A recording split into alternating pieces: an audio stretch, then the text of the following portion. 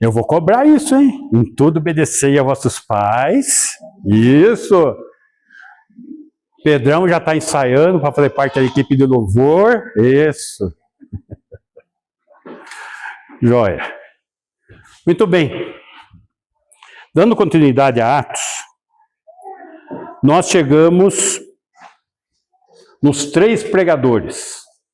Tá? O livro dos 3 pregadores. Nós vimos o livro das 12 testemunhas. Concluiu. Os 12 apóstolos. Agora vai começar a falar dos 3 pregadores. E o primeiro deles é Estevão. Muito bem. Vimos quando Estevão debate com o Sinédrio e com os judeus helenistas, os libertos da dispersão. E o pessoal se exalta com ele, o arrebata violentamente e o prende e apresenta ao Sinédrio.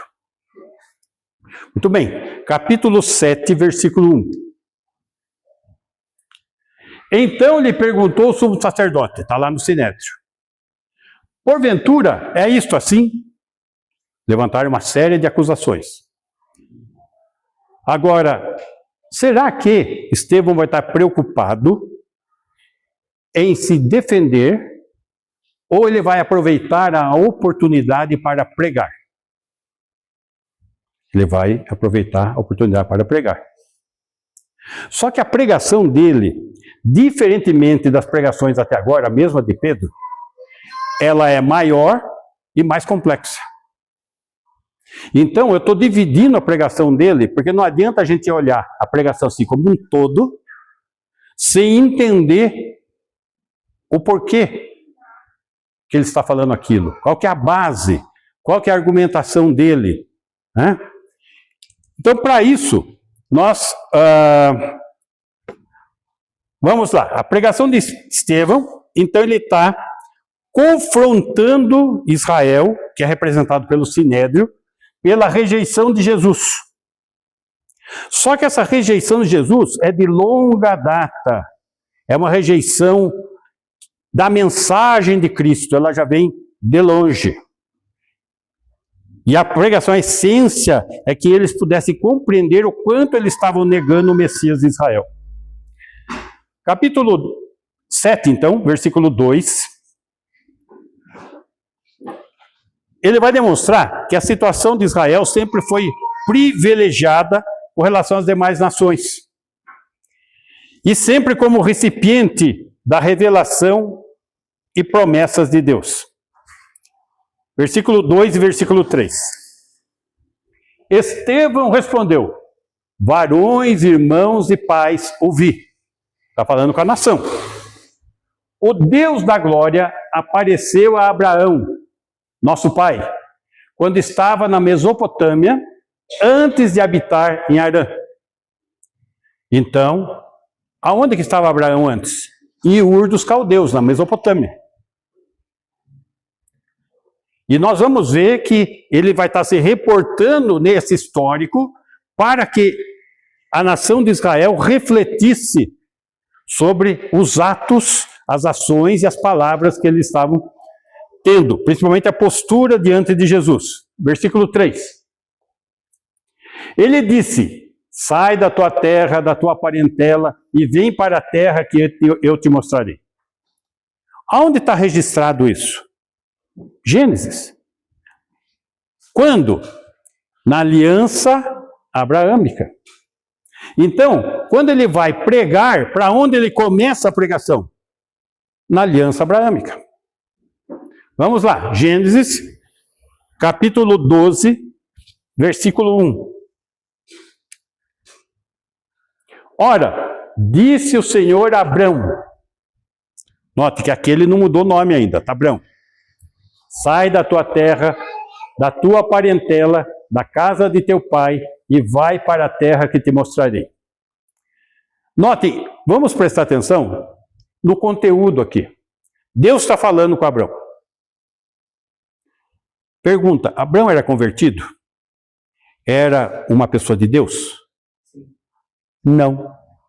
Ele era idólatra. Tá? Quando Deus foi a ele, ele não era convertido, ele era idólatra. Nós vamos ver isso. E Deus dá uma ordem para ele. Sai da tua terra, sai aí da Mesopotâmia. Da tua parentela, deixa os seus parentes.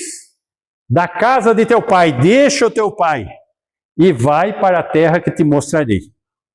Então, a primeira coisa que nós vemos aqui, Deus prometendo o quê? Uma terra que ele iria mostrar. Mas o idólatra aí não era o pai dele? Isso, mas ele era incrédulo. Ele vai se converter lá no capítulo 15. Mas aí ele não levou todo mundo? Esse é o problema. Era bem só ele. Isso. Ele levou o Ló, o sobrinho, e levou o pai. E aí ele colheu os problemas de não obedecer a Deus. Tá? Muito bem. Versículo 2. De ti, de Abraão, farei uma grande nação. O que ele está prometendo? Nação. Note as 3 promessas. Uma terra, uma nação. E te abençoarei. Bênção. Estão vendo aqui as 3 promessas? E te engrandecerei o nome. Sê tu uma bênção. Uma coisa que tem me preocupado é que o movimento antissemita está à tona no mundo. Contra os judeus. Várias nações atacando Israel, contra Israel, como foi Hitler. Agora está tendo problema lá com os árabes. Sempre teve. Mas só que é um movimento contínuo. Né? Isso, exatamente. Estamos com um movimento antissemita forte. No Brasil, o Brasil está apoiando a Palestina. Tá? Então, teve caso de bomba um tempo atrás na Argentina. Usaram bomba numa sinagoga. Então, existe um movimento antissemita. Como eu tenho pregado Atos e tenho mostrado a postura errada da nação de Israel, eu fiquei preocupado. Será que as pessoas estão achando que eu estou contra Israel? Não, não estou contra Israel. Eu estou contra as atitudes que eles tomaram errado no passado. Mas não contra eles. Baseado no que nós não podemos ser contra Israel? Versículo 3.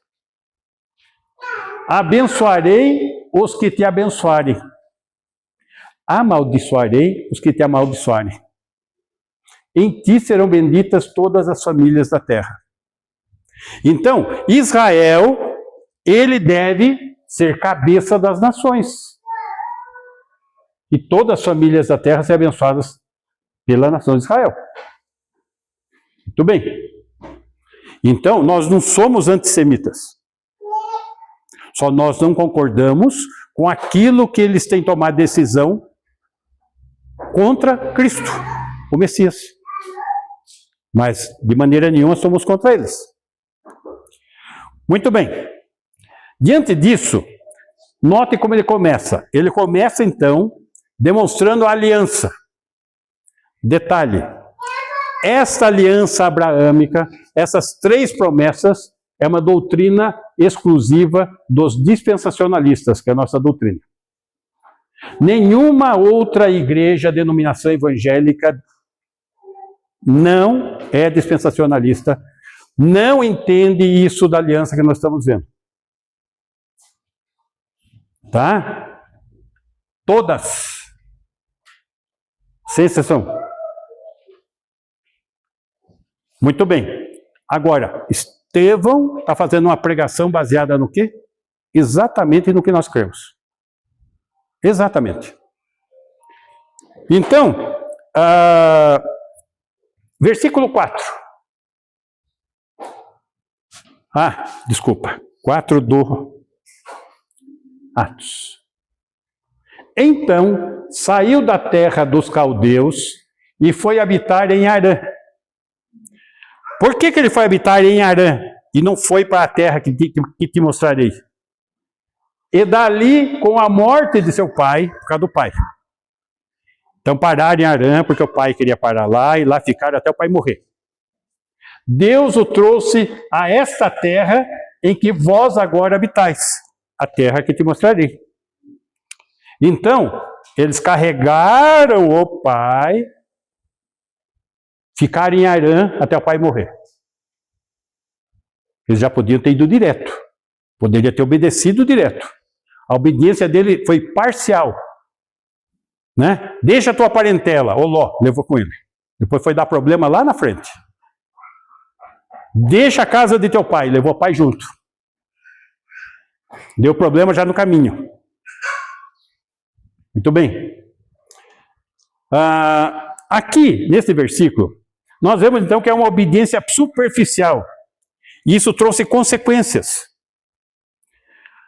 Josué, capítulo 24, versículo 2. Nós vemos Josué convocando Israel para reafirmar seu compromisso com Deus e sua aliança. Que aliança? Essa, abraâmica. Então Josué disse a todo o povo: assim diz o Senhor Deus de Israel: antigamente vossos pais, Terá, pai de Abraão e de Naor, habitaram da além do Eufrates e serviram a outros deuses. Esse foi o grande problema da nação de Israel, sempre servindo outros deuses. Sempre dando problema na idolatria. Então, muito do que a gente via acontecendo com Israel é em função das escolhas erradas.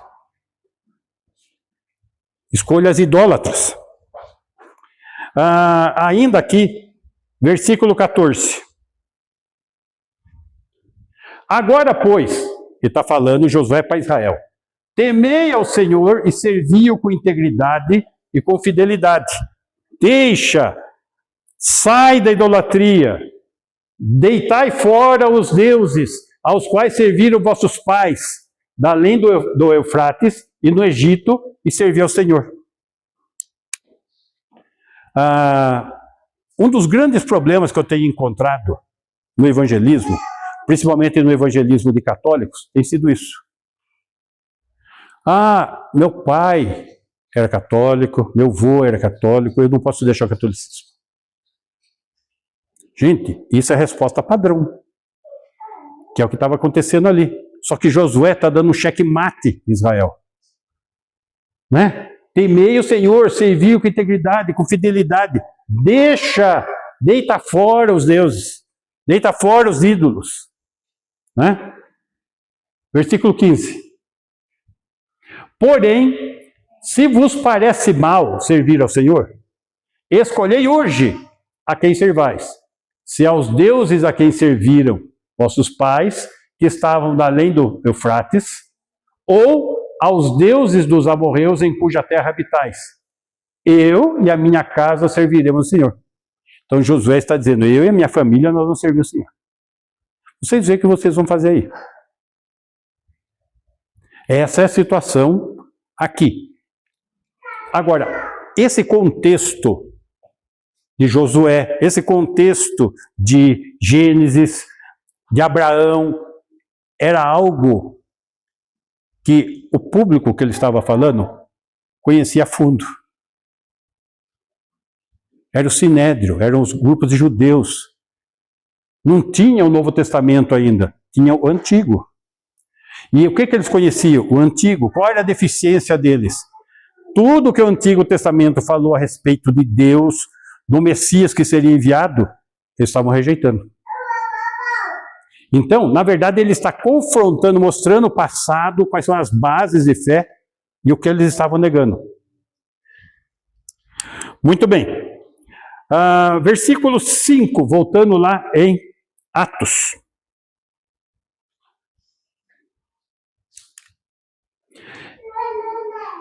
Nela não lhe deu herança, nem sequer o espaço de um pé. Nela onde? Na terra prometida. Não deu espaço para quem? Para Abraão. Abraão nunca tomou posse da terra prometida. Nem um pé, nem o espaço de um pé ele tomou posse.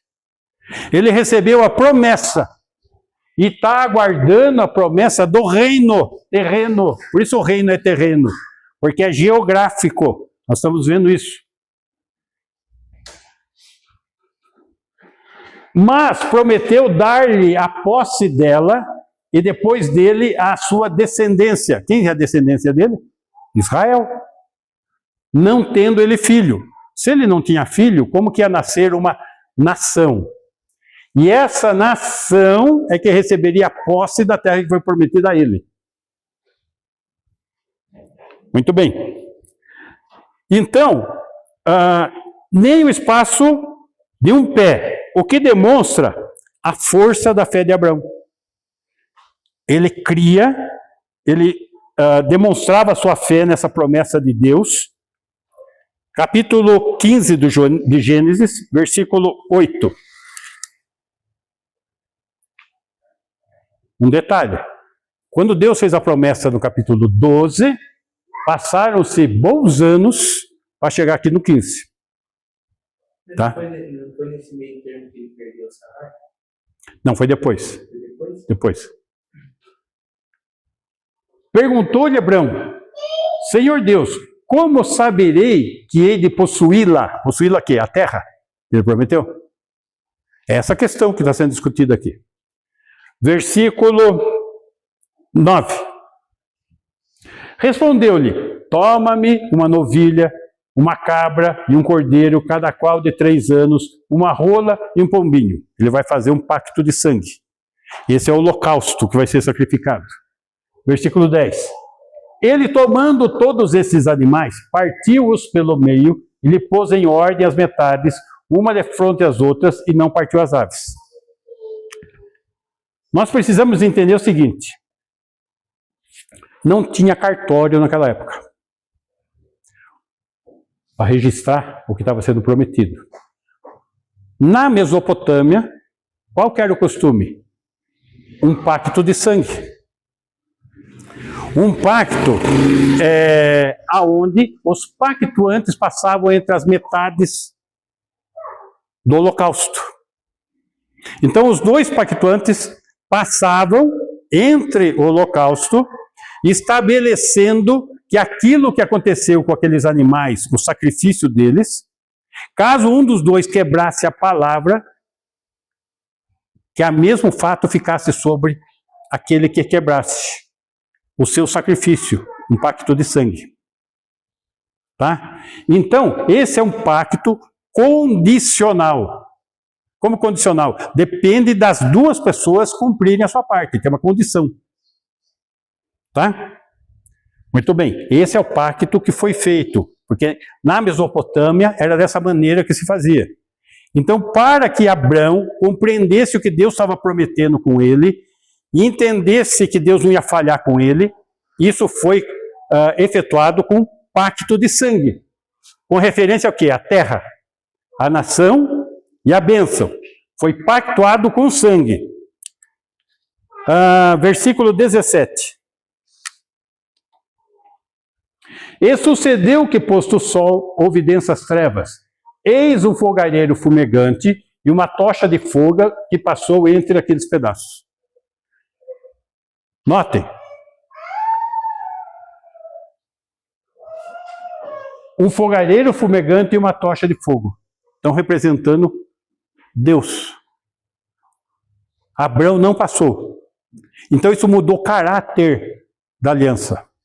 A aliança, ela deixou de depender das duas pessoas, de ser um pacto condicional, e passou a ser um pacto incondicional. Por quê? Porque somente Deus atravessou. Então está dependendo só da palavra de Deus, não da palavra de Abraão. Então isso que Deus prometeu, ele vai cumprir de qualquer maneira, senão ele vai estar mentindo.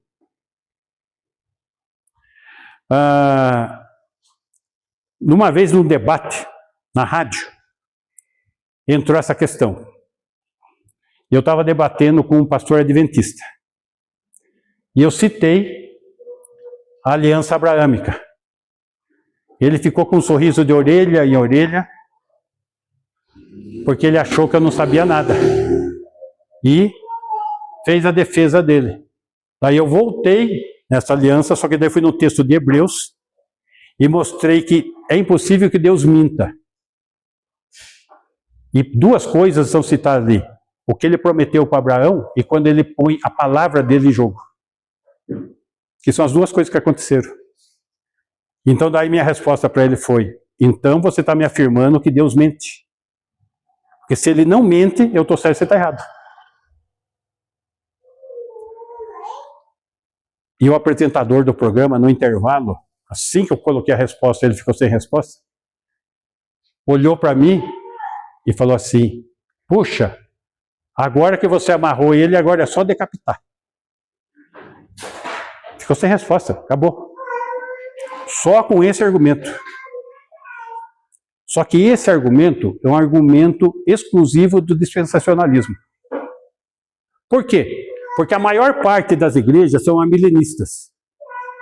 E o amilenismo fala que o reino de Deus está no coração do homem. E que Jesus está reinando no céu. E que quando a gente crê em Jesus, o reino dele está estabelecido no nosso coração. Isso chama-se alegoria. Eles estão interpretando um texto de maneira figurada, fora do seu contexto. Porque qual que é o contexto? O contexto é geográfico. Veja o versículo 18. Naquele mesmo dia fez o Senhor aliança com Abraão, dizendo: a tua descendência, Israel, dei esta terra. Que terra? Desde o rio do Egito até o grande rio Eufrates, a Palestina inteira. É terreno, é geográfico. Então eu escrevi de propósito aqui: reino, terreno, messiânico. Não tem nada de coração do homem, não tem nada, não tem isso no texto.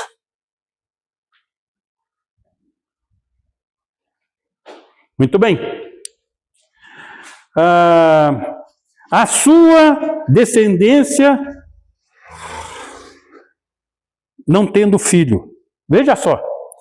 Ainda aqui no Gênesis 15, no versículo 1. Agora entra o argumento da questão de filho. Depois desses acontecimentos, veio a palavra do Senhor a Abrão, numa visão, e disse: não temas, Abrão, eu sou o teu escudo, o teu galardão será sobremodo grande. Versículo 2. Respondeu Abrão: Senhor Deus, que me haverás de dar, se continuo sem filhos, e o herdeiro da minha casa é o Damasceno Eliezer? Eu não tenho filho. 3. Disse mais Abrão: a mim não me concedeste descendência, e um servo nascido na minha casa será o meu herdeiro. Ele não está crendo. Daí Deus começa a trabalhar com ele. Versículo 4. A isto respondeu logo o Senhor, dizendo: não será esse o teu herdeiro, mas aquele que será gerado de ti será o teu herdeiro. Agora, gerado de ti. Quando Deus chamou ele, ele já tinha 75 anos de idade. Tá? E quando, daqui a pouco a gente vai chegar mais na conversa à frente, ele vai estar com 99. E não tinha nascido filho ainda. 5. Então, conduziu-o até fora e disse: olha para os céus e conta as estrelas, se é que o podes. Ele disse: será assim a tua posteridade. Farei uma nação. Depois dessa conversa, que ele sai da tenda dele, vê as estrelas, ó, assim vai ser a sua posteridade. Versículo 6. Ele creu no Senhor, e isso lhe foi imputado para a justiça. Opa! Quando que ele creu? Aqui. Anos depois do chamado. Meus irmãos, o pai da fé teve o seu novo nascimento muito semelhante ao nascimento de uma criança. A criança é gerada no ventre, passa-se 9 meses, tem-se o nascimento. Deus começou a operar na vida dele lá atrás, no capítulo 12. Sai da tua terra, tua parentela, casa de teu pai, e vai para a terra que te mostrarei. De ti faria uma grande nação, se tu uma bênção. Tudo prometido lá. Só aqui no 15:6 que ele creu. Por isso que eu sempre insisto no evangelismo na igreja. Porque muitas pessoas estão na igreja porque Deus está operando na vida delas. Mas muitas vezes não são nascidas de novo. Na mesma situação de Abraão. Abraão creu depois. Interessante que isso é registrado por Paulo no Novo Testamento. Romanos, capítulo 4, versículo 3. Romanos 4, 3. Ele creu no Senhor e isso lhe foi imputado para a justiça. Está falando de Abraão. Romanos. Isso. Pois que diz a Escritura, Abraão creu em Deus e isso foi lhe imputado para a justiça. Ele está pegando o texto de Gênesis, está colocando a respeito da conversão, do novo nascimento. E o exemplo é Abraão. Exatamente esse o exemplo. Versículo 18, ainda aqui em Romanos. Abraão, esperando contra a esperança, creu, para vir a ser pai de muitas nações. São muitas nações semíticas, não é só Israel. Segundo lhe fora dito, assim será a tua descendência, a tua posteridade, como vimos. 19. E sem enfraquecer na fé, embora levasse em conta o seu próprio corpo amortecido, já era velho, sendo já de 100 anos, olha aqui, e a idade avançada de Sara, os dois velhos. 20. Não duvidou por incredulidade da promessa de Deus, mas pela fé se fortaleceu, dando glória a Deus. Então, quando foi que ele creu? Quando foi que nasceu a fé no coração dele? Aqui. 21. Estando plenamente convicto de que ele era poderoso para cumprir o que prometera. Deus prometeu, fez o pacto no sistema da Mesopotâmia, tudo, só que ele não creu na hora totalmente. Você já vê que a crença dele já foi parcial. Sai da tua terra, tua parentela, levou parente. Sai da casa do teu pai, levou pai. O negócio foi parcial. E lá na frente que ele foi ficar com convicção. 22. Pelo que isso lhe foi também imputado para a justiça. Note, existia uma condenação judicial sobre ele. Imputado para a justiça. Foi tirado a condenação judicial. Isso que acontece com todo o que crê. O salário do pecado é a morte. Está judicialmente condenado. Então, quando o Senhor dá o perdão, ele tira a condenação judicial de sobre a pessoa por causa da fé em Cristo. 23. E não somente por causa dele está escrito que lhe foi levado em conta. Vamos entender em conta o quê? 24. Mas também por nossa causa. Isso se estendeu a nós. Posto que a nós igualmente nos será imputado, a saber, a nós que cremos naquele que ressuscitou dentre os mortos, a Jesus, nosso Senhor, que é a pregação de Pedro, que é a pregação dos apóstolos, que é a pregação do primeiro pregador, Estevão. 25. O qual foi entregue por causa das nossas transgressões, transgressão é quem quebra a lei, e ressuscitou por causa da nossa justificação. Então, nós quando cremos, somos justificados. Então, da mesma maneira como ele venceu a morte, nós temos vida e vida eterna. Muito bem. Colossenses, capítulo 2, versículo 13.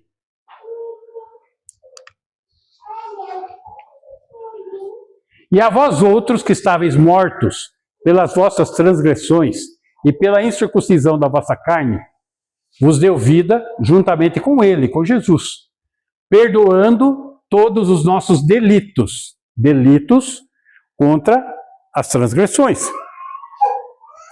A lei, ela condena. A pessoa transgride o quê? A lei. Só que tem um probleminha aqui, meus irmãos, que nós temos que entender. Quando Abraão creu, isso foi lhe imputado para a justiça. Não existia nação, não existia lei. A lei foi em Moisés, muito depois. Não existia circuncisão ainda como lei. Abraão não era circuncidado quando creu. Então ele não dependia da lei da circuncisão ou de qualquer outro fator, somente da fé para ser salvo. Como nós dependemos somente da fé para sermos salvos. A Igreja Católica prega que nós precisamos ser batizados para ser salvos. Não é o que está na Bíblia. O que está na Bíblia é que se nós cremos e somos salvos, devemos testemunhar através do batismo. É o contrário. Interessante que esse pensamento católico adentrou as igrejas evangélicas. Tá? As igrejas evangélicas, você pergunta, quando você nasceu de novo? O meu batismo foi dia tal. Pronto. Pode conferir se essa pessoa sequer é convertida. Muito bem. 14. Tendo cancelado o escrito de dívida, olha, judicial, é uma dívida judicial, que era contra nós e que constava de ordenanças, nós éramos condenados pela lei, o qual nos era prejudicial, porque a lei não salva, só condena.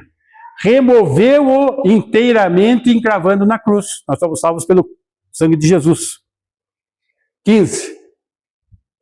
E despojando os principados e potestades, os demônios, Satanás e seus demônios, despojando, a batalha foi ganha aqui, na cruz. Então ele pisou a cabeça da serpente aqui. Publicamente os expôs ao desprezo, triunfando deles na cruz. Então a derrota de Satanás e seus demônios foi na cruz. Muito bem.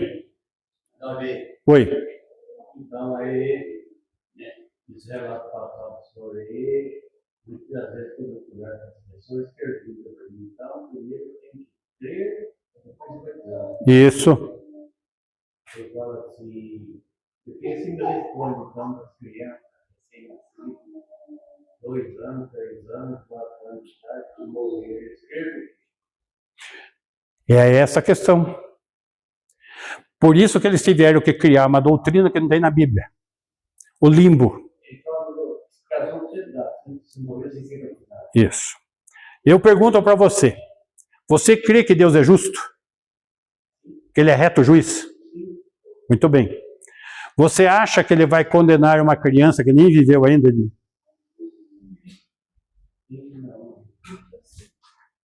Gente, é essa a questão. Não tem um texto na Bíblia, não tem um texto na Bíblia dizendo que criança é salva. Não tem. Tem textos que você pode induzir isso. Por exemplo, quando morreu o filho do adultério de Davi, enquanto o menino estava doente, ele estava chorando e pedindo a Deus a cura. Quando o menino morreu, ele parou de chorar e o pessoal estranhou. Ué, agora que devia chorar, agora que morreu o menino? Não, mas um dia ele vai estar comigo. Então você deduz que essa criança foi salva. Por quê? Qual que é o pensamento? O pensamento é o seguinte. Se você, antigamente tinha aquela fita cassete, né? Agora eu não sei como funciona. Tem aqueles pininhos de gravação, né? Antigamente era fita cassete. Você comprava fita cassete virgem. Assim é uma criança. Nasce uma mente virgem. Ainda não pensou no pecado, não praticou o pecado, não foi ensinado o pecado, não foi orientado no pecado. É uma fita virgem. Está dando para entender?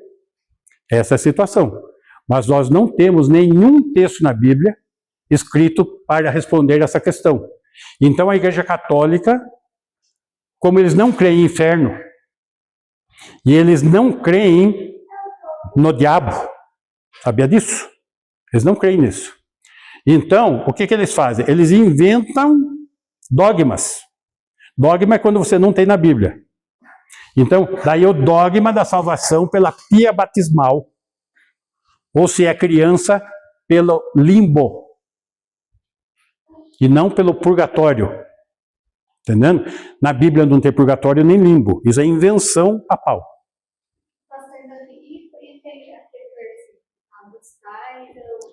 Isso. Dos tais é o reino dos céus. Mas a conversa ali qual é? Não é se uma criança vai morrer, o que vai acontecer com a criança depois que morre. Não é isso que o texto está falando. É que as crianças estavam fazendo bagunça, que nem as nossas. E daí, as pessoas estavam repreendendo as crianças, fica quietinha. E Jesus falou, não, deixa elas ir a mim, porque dos tais é o reino dos céus. Entendendo? Ele não está falando que se a criança morrer, então, não tem nada disso, não é o assunto. Então não tem nenhum texto na Bíblia que fale deste assunto diretamente. Você deduz que é por dedução, não tem um texto. Tá bom? Então, nesse caso aí, é melhor não reprova, né? Não precisar, tem que abrir o pecado. Não. Porque quando é que a pessoa começa a ter a consciência do pecado? Maria, você orava pelas nossas crianças, começou quando? Desde o ventre. No ventre, exatamente. A oração pelos nossos filhos era no ventre. Você está entendendo? Por quê? Porque você não sabe quando é que uma criança... Não sabe. Então você já ora por ela, já quando está sendo gerada. Não, eu ficava virando um debate aquela. Bom, se eu vou viver 70, 80, eu vou ver uma. Isso. E essa parte, aí tu arriscava aí perder a salvação. Não. Então, Ninguém perde salvação, porque já nasce perdido.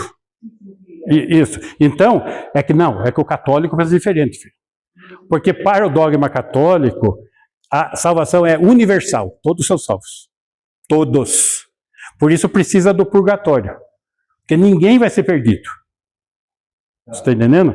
Então, só que a Bíblia está falando o contrário, que todos estão condenados. Então, daí é isso que as pessoas têm que compreender. Que aquele quadro que a gente vê, aquele mundaréu de gente naquela estrada larga, chega naquela bifurcação, segue um caminho largo, outro estreito. Não existe isso, gente. Uhum. Agora, o professor está de olho naquela, né? Nós, antes de poder, são todos iguais. Exatamente. Aí perguntou alguém, Opa! então, mas aí eu já falei sobre isso. Uhum. Eu também tem maldade dela. Sim. Aí você fala, então, que morreu foi então. Isso. Então, deixa eu pôr um texto que vai deixar a pessoa com a cabeça mais confusa nesse sentido. Então vamos lá. Apocalipse, capítulo 20. 20, versículo, deixa eu ver aqui se eu me lembro.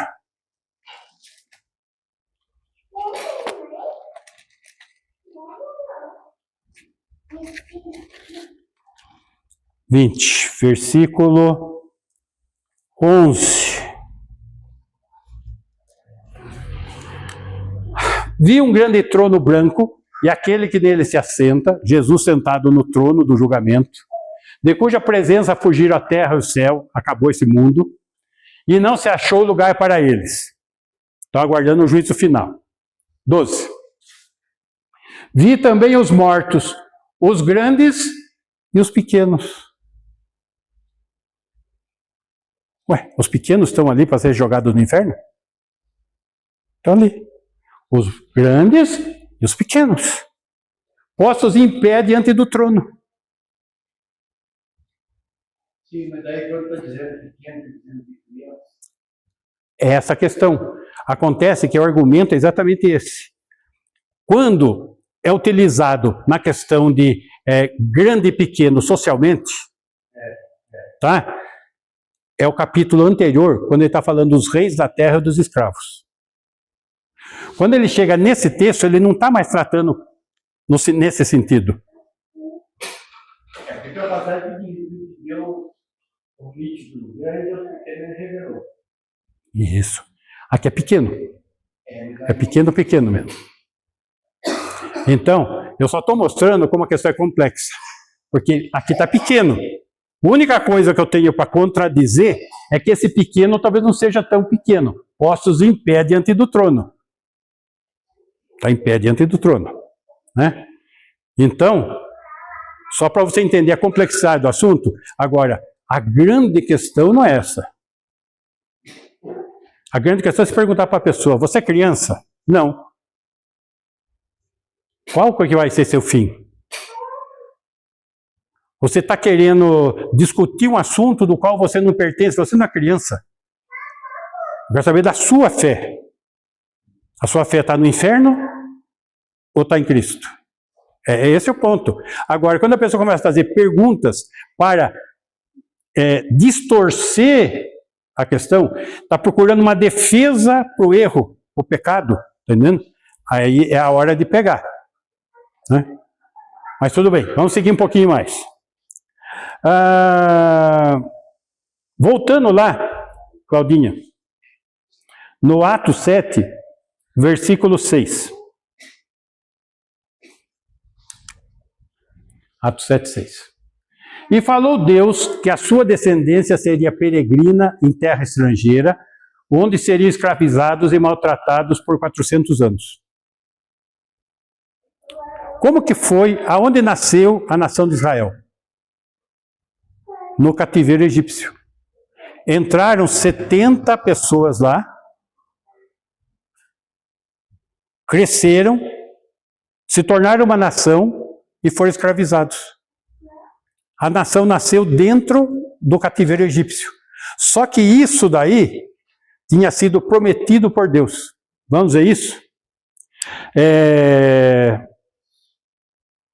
Gênesis, capítulo 15, versículo 11.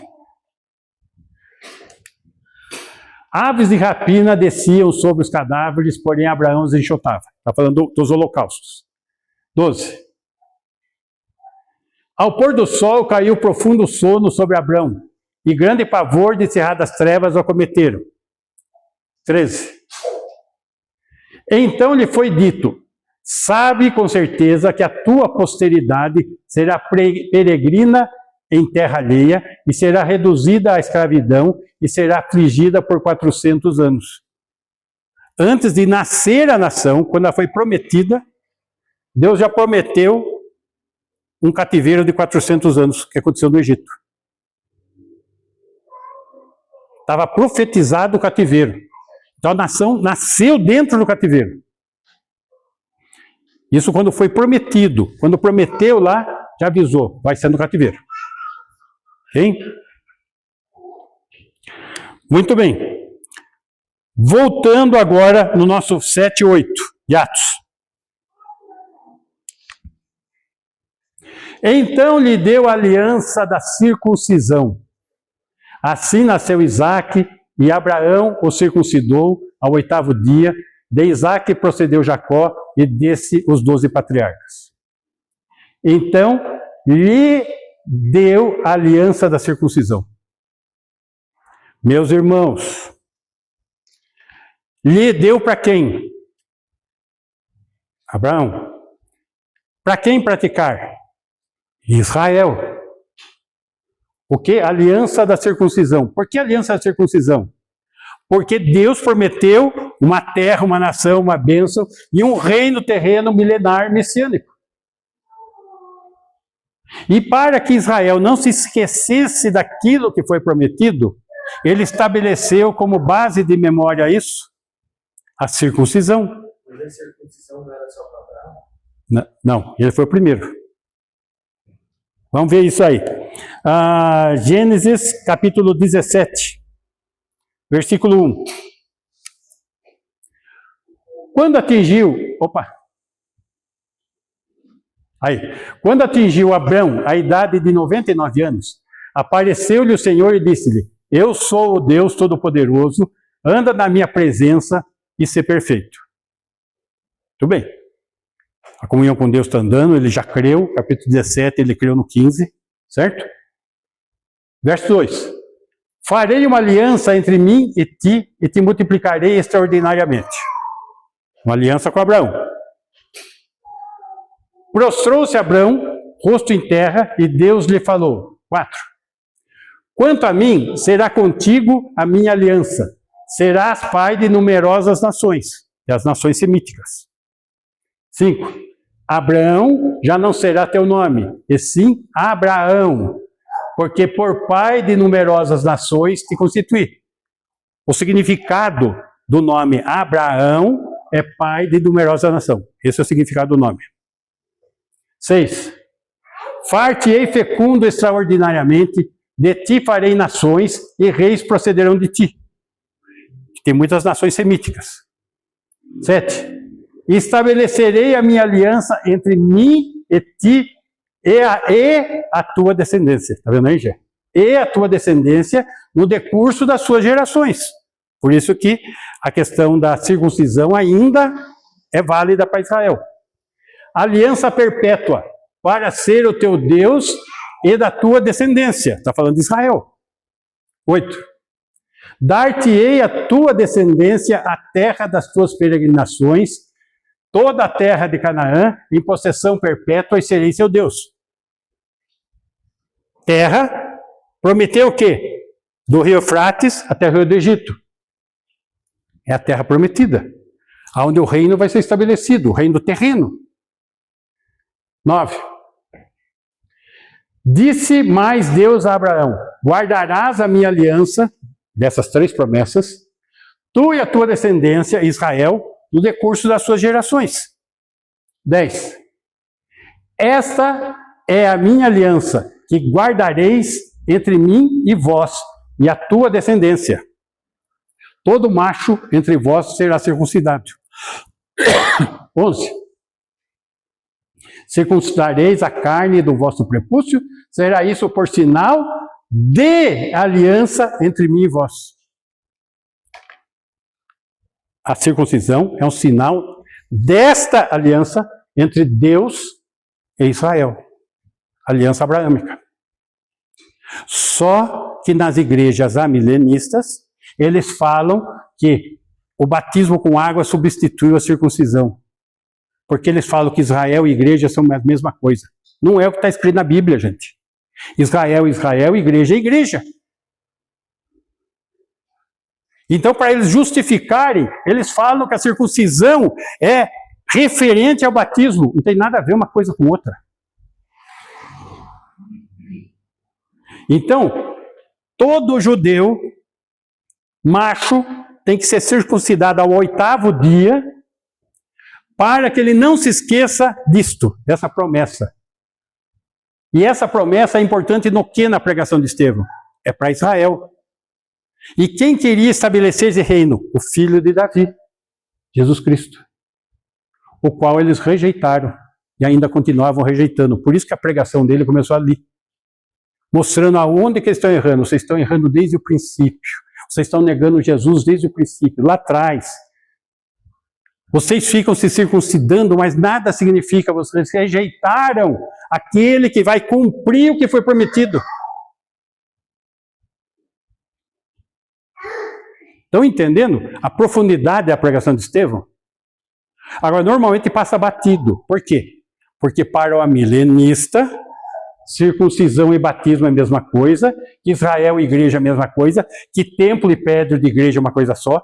Gente, não tem nada a ver uma coisa com outra. Eles misturam as informações. E daí, para justificar, alegorizam. Fala que Jesus está sentado no trono, no céu, que o reino está estabelecido, que Satanás está preso e que o reino está no nosso coração. É isso que está na Bíblia, gente? É isso que está acontecendo? Não. Mas é isso que eles creem e é isso que está sendo pregado.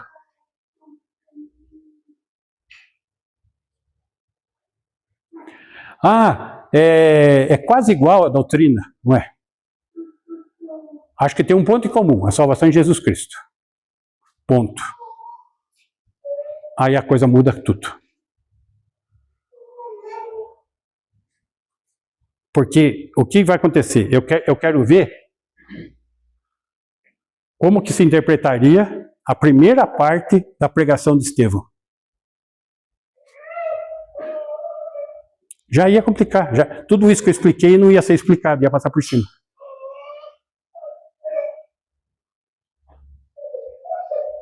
Por isso que eu não estou querendo correr com a pregação do Estevão. Estou querendo que vocês entendam o que Estevão pregou. Porque se a gente não entender o que Estevão pregou, a gente só está ouvindo um palavrório. Mas nós precisamos entender o que está sendo dito ali. Para entender o porquê a reação tão dura deles. A ponto de apedrejar Estevão.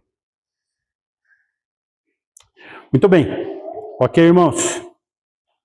Primeira parte da pregação de Estevão está à vista. E quando que vai se cumprir tudo isso? No reino terreno messiânico, milenar.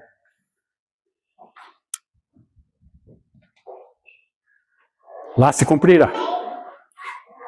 Mas nós precisamos saber de tudo isso? Precisamos. Como que você vai pregar para um judeu hoje? Está aí a pregação. Essa. Ah, mas e o gentil? O gentil tem que saber que o que está sendo pregado é isso, não é aquilo que eles estão escutando. Senão que fé que é essa? Embasada na criatividade da mente humana, e não no texto. Ok, irmãos? Vamos ter uma fé sólida e correta em Cristo e na sua obra e na palavra de Deus. Amém? Vamos ficar em pé.